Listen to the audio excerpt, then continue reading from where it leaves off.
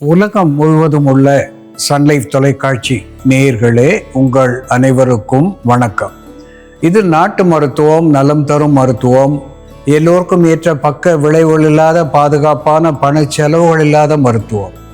எளிய மருந்துகளை இந்த நிகழ்ச்சியிலே நாம் ஒவ்வொன்றாக பார்த்து பழகி பயன்பெற்று வருகின்றோம்.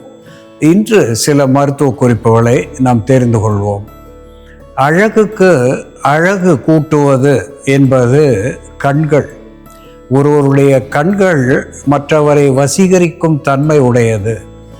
அந்த கண்கள் கூர்மையாக இருக்கின்ற பொழுது மற்றவர்களுடைய மேலே நம்மளுடைய ஆதிக்கம் விளங்கும் என்பதை நம் முன்னோர்கள் சொல்லியிருக்கிறார்கள். இந்த கண்களுக்கு அழகு சேர்ப்பது என்பது கண் இமைகள், ஐ லேஷஸ் என்று ஆங்கிலத்திலே சொல்லப்பெறுவது. கண் இமை முடிகளும் சரி, புருவத்தினுடைய முடிகளும் சரி கருப்பாக அடர்த்தியாக இருக்கின்ற பொழுது ஒருவருக்கு அழகு கூடுகிறது என்பது உண்மை. இந்த ஐ லேஷஸ் என்று சொல்லுகின்ற கண் இமை முடிகளும் புருவ முடிகளும் அடர்த்தியாக கருமையாக வளர்வதற்கு ஒரு எளிய மருந்து எலுமிச்சம் பழத்தோல். நாம் எலுமிச்சையை சாறு எடுத்துவிட்டு வீசி எறிந்து விடுகிறோம். அந்த தோலை வெயிலிலே உலர்த்தி அதை நன்கு காய வைத்து இடித்து பொடித்து வைத்து கொண்டு ஒரு பாத்திரத்திலே எலுமிச்சை காய்ந்த தோலினுடைய சோரணத்தை போட்டு அது நன்காக மூழ்குகின்ற அளவிலே ஆலிவ் ஆயில் அல்லது கேஸ்டர் ஆயில் என்று சொல்லுகின்ற விளக்கெண்ணெய் அல்லது ஒலிவ ஆயில் இவற்றை ஊற்றி 15 முதல் 20 நாட்கள் அளவுக்கு ஊற வைத்து பின்னால் அதை தெளிய வைத்து 3 அல்லது 4 நாட்கள் சூரிய புடமாக நன்கு வெயில் காய்கின்ற பொழுது அந்த எண்ணெயின் மேலே ஒரு துணியை மூடி வெயிலிலே வைத்து எடுத்துக்கொண்டோமே ஆனால் அது பூஞ்ச காளான்கள் வாராமல் சுத்திகரிக்கப்பட்டதாக விளங்கும். அப்படி இந்த எலுமிச்சை தோல் சூரணமும் ஆலிவ் ஆயில் அல்லது விளக்கெண்ணெய் சேர்ந்த இந்த எண்ணெயை இரவு படுக்க போகும் முன் கண் இமை முடிகளின் மேலே புருவ முடிகளின் மேலே பூசி படுப்பதனாலே ஓரிரு மாதங்களிலே நல்ல அடர்த்தியான கருமையான நீளமான முடி வளர்ந்து அழகு கூடும் என்பதை இங்கே சுட்டிக்காட்ட விரும்புகின்றேன். அன்பான நேயர்களே, உடல் உஷ்ணம், குறிப்பாக கோடை காலத்து உஷ்ணம் அதிகமாகின்ற பொழுது சிறுநீர் எரிச்சல் ஏற்படுகிறது. உடலிலே காய்ச்சல் போன்ற ஒரு உணர்வு ஏற்படுகிறது. சில நேரங்களிலே உடல் உஷ்ணத்தினாலே வாய் கசப்பு, பசியின்மை, கண் எரிச்சல், இப்படிப்பட்ட சில சூழ்நிலைகளுக்கு நாம் ஆளாகின்றோம். இப்படி கோடை காலமாக இருந்தாலும் சரி அல்லது மற்ற ஏதேனும் காரணமாக உடல் உஷ்ணம் அதிகரிக்கின்ற பொழுது நெல்லிச்சாறு 1 ஸ்பூன் எடுத்து அதனோடு 2 ஸ்பூன் அளவுக்கு எலுமிச்சை சாறு, 1 தேக்கரண்டி நெல்லிச்சாறு என்று சொன்னால் 2 தேக்கரண்டி எலுமிச்சை சாறு சேர்த்து அதை அரை டம்ளர் நீரில் இட்டு அதனோடு சிறிது தேன் சேர்த்து உறவாடும்படி கலந்து இரவு நேரத்திலே சில நாட்கள் பருகி வருகின்ற பொழுது உடல் உஷ்ணத்தை போக்கி சிறுநீர் தாரையிலே இருக்கின்ற எரிச்சலை போக்கி சிறுநீரை தாராளமாக வெளித்தள்ளக்கூடிய ஒரு டையூரிட்டிக் என்கின்ற வகையிலேயும் கூலண்ட் என்கின்ற நிலையிலே குளிர்ச்சி தரக்கூடியதாகவும் விட்டமின் சி இந்த எலுமிச்சையிலும் சரி நெல்லியிலும் சரி செறிந்து இருக்கிறது. குறிப்பாக நெல்லியை சொல்லுகின்ற பொழுது the power house of vitamin C என்ற ஆங்கிலத்திலே சொல்லுவார்கள். நெல்லிக்காய் சாற்றிலே நிறைய விட்டமின் சி செறிந்திருப்பதனாலே இப்படி சொல்லுவது வழக்கம். எலுமிச்சையை ராஜகனி என்று சொல்லுவார்கள். அதில் இருக்கின்ற விட்டமின் சி என்பது மிக முக்கியமான ஒரு பொருளாக விளங்குகிறது. எலும்புகளுக்கு பலம் தருகிறது, உடலுக்கு குளிர்ச்சி தருகிறது. இந்த வகையிலே எலுமிச்சை சாறு, நெல்லிச்சாறு, தேன் சேர்த்து பருகுவது என்பது உடல் உஷ்ணத்தை குறைத்து நல்ல ஆரோக்கியத்தை தரக்கூடியதாக விளங்குகிறது என்பதை நம் மறத்தல் ஆகாது.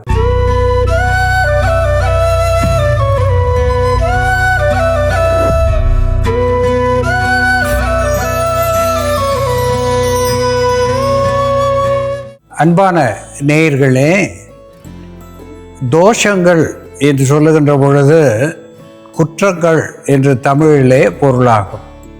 முத்தோஷம் என்று வடமொழியிலே சொல்லுவது வழக்கம். வாதம், பித்தம், சிலேத்துமம்.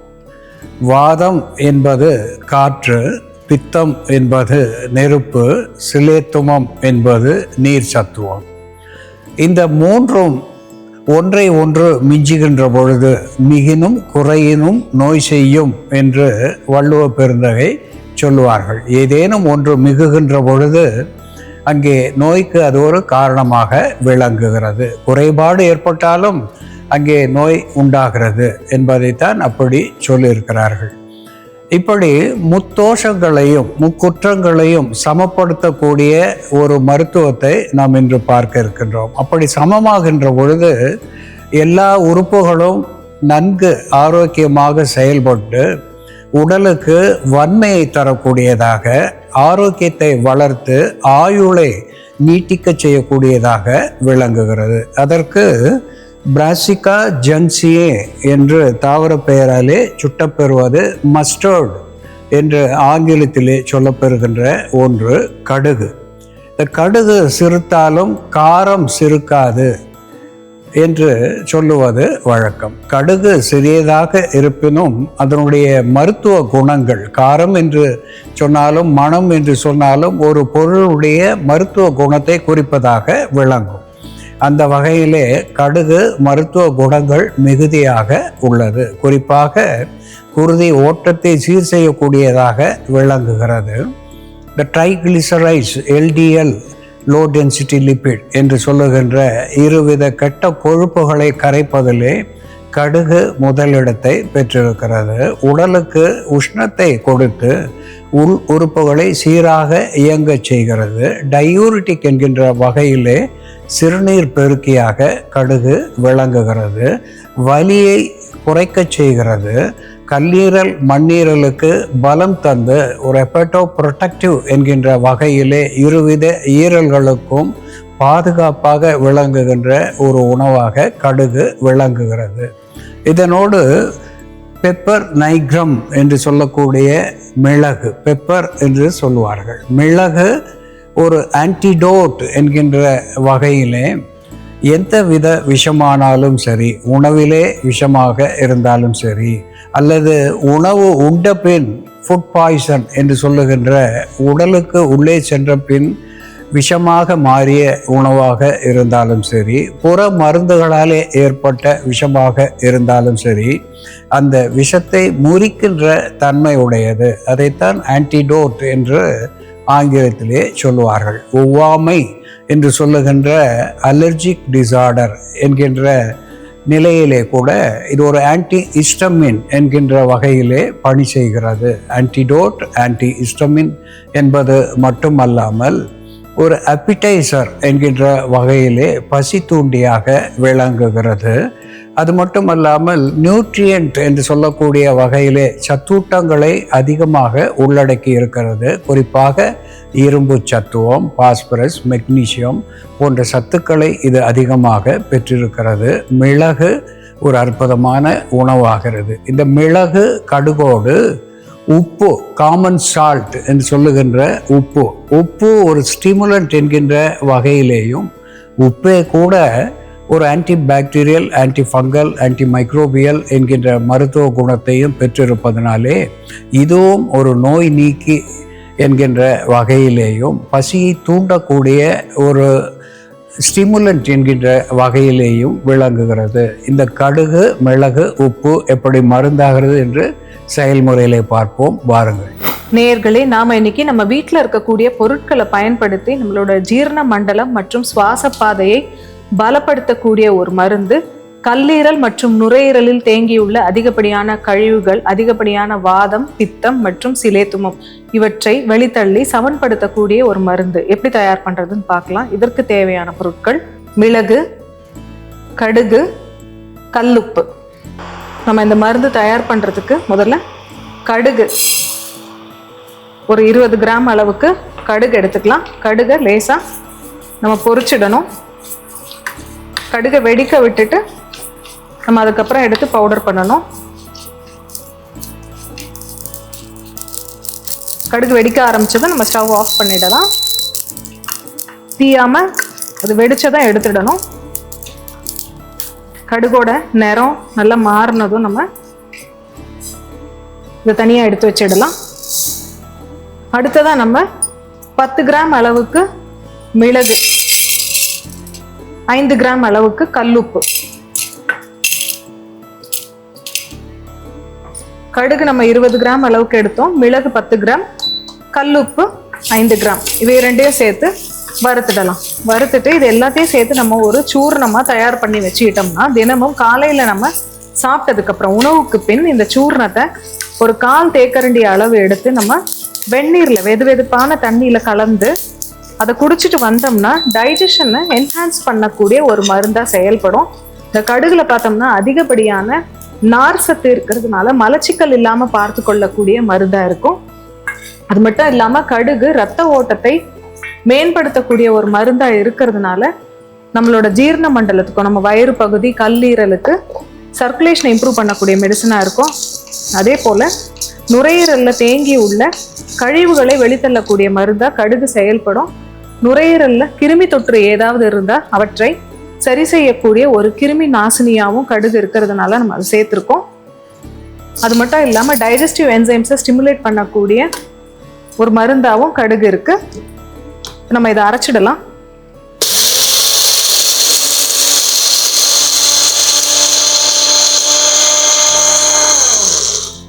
ஒரு சிலருக்கு பார்த்தோம்னா காலையில் எழுந்து ப்ரஷ் பண்ணும்போதே அதிகப்படியான பித்தம் வரும். அதே நேரம் சிலருக்கு பார்த்தோம்னா அதிகப்படியான சளி வரும். அதை கஷ்டப்பட்டு வெளியில் எடுக்கிற மாதிரி இருக்கும். இந்த மருந்தை நம்ம பயன்படுத்திட்டு வந்தோம்னா அந்த சளி ஈஸியாக இளகி வெளியில் வந்துடும். அந்த பித்தமும் வெளியில் வந்ததுக்கப்புறம் நமக்கு வாய் கசப்பு, குமட்டல் போன்ற பிரச்சனைகள் இருக்காது. நல்லா பசி எடுக்கும். நமக்கு பித்தமும் கபமும் அதிகமாக இருக்கும்போது பொதுவாக சரியாக பசி எடுக்காது. பாத்திரத்தில் கொஞ்சமாக நீர் விட்டு கொதிக்க வச்சிடலாம். நமக்கு சில நேரங்களில் ஜீரணம் ஆகாமல் ஏப்பம் சத்தமாக வரும். அதே போல் சில நேரம் புளிச்ச ஏப்பம் வந்துட்டே இருக்கும். அப்படி இருக்கிறவங்களும் இந்த மருந்து எடுக்கும் பொழுது அந்த புளி ஏப்பத்தை கட்டுப்படுத்தக்கூடிய மருந்தாக இது செயல்படும்.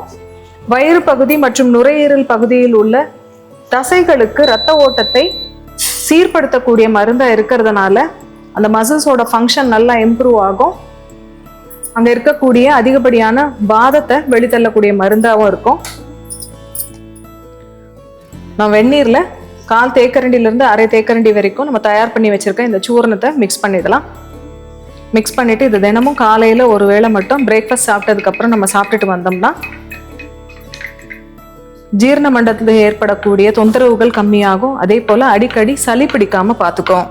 கடுகு, மிளகு மற்றும் கல்லுப்பு சேர்ந்த இந்த சூர்ணத்தை தினமும் 1/4 தேக்கரண்டிலேருந்து 1/2 தேக்கரண்டி வரைக்கும் வெந்நீரில் மிக்ஸ் பண்ணி காலை உணவுக்கு பின் நம்ம குடிச்சிட்டு வரும் பொழுது இது ஜீரண மண்டலம் மற்றும் நுரையீரலில் தேங்கியுள்ள கழிவுகளை வெளித்தள்ளக்கூடிய மருந்தாகவும் நோய் தொற்று வராமல் தடுக்கக்கூடிய மருந்தாகவும் உள்ளே தங்கியிருக்கக்கூடிய வாதம், பிற்றம் மற்றும் கபத்தை கட்டுப்படுத்தக்கூடிய மருந்தாகவும் சமன்படுத்தக்கூடிய மருந்தாகவும் செயல்படும். அன்பான நேயர்களே, கடுகு, மிளகு அதனோடு உப்பு சேர்த்து வாணலிலே இட்டு வறுத்து பொடித்து வேறுகடி அளவு அல்லது 1/2 தேக்கரண்டி அளவு எடுத்து 1/2 கோப்பை நீரிலே இட்டு காய்ச்சி வைத்திருக்கின்றோம்.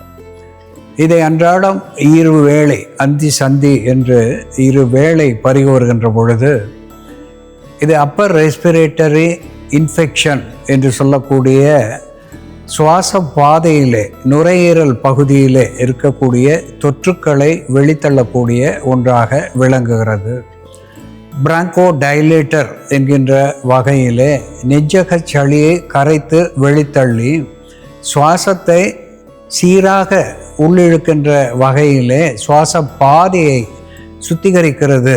அது மட்டும் அல்லாமல் ஒரு அப்பிடைசர் என்கின்ற வகையிலே பசியை தூண்டக்கூடியதாக விளங்குகிறது. ஒரு டைஜஸ்டிவ் ஸ்டிமுலண்ட் என்கின்ற வகையிலே உண்ட உணவை செரிப்பிப்பதற்கு இது உதவி செய்கிறது. கல்லீரல், மண்ணீரல் வீக்கம் அல்லது அதிலே இருக்கின்ற பித்தத்தினுடைய தேக்கம் இவற்றை வெளித்தள்ளக்கூடிய ஒரு மருந்தாக, உணவாக பயன் தருகிறது. சிறுநீரக பாதையிலே இருக்கின்ற சிக்கல்கள், வீக்கம், வலி இவற்றை போக்கக்கூடியதாக விளங்குகிறது. உடலிலே வலி ஏற்படுகின்ற பொழுது, குறிப்பாக ஜலதோஷம் என்று சொல்லுகின்ற சீதள காலத்திலே ஏற்படுகின்ற உடல் வலியை போக்கி உடலுக்கு உஷ்ணத்தை தரக்கூடிய ஒன்றாக கடுகும் மிளகும் விளங்குகிறது.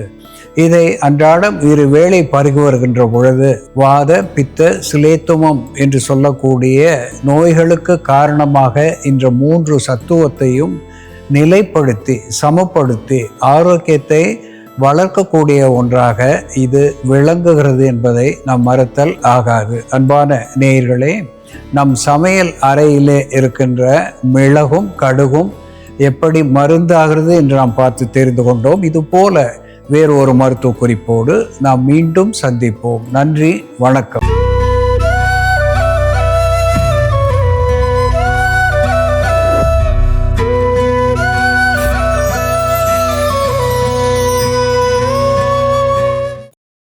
இன்னும் பல வீடியோக்களை காண சன் லைஃப் சேனலை சப்ஸ்கிரைப் பண்ணுங்க.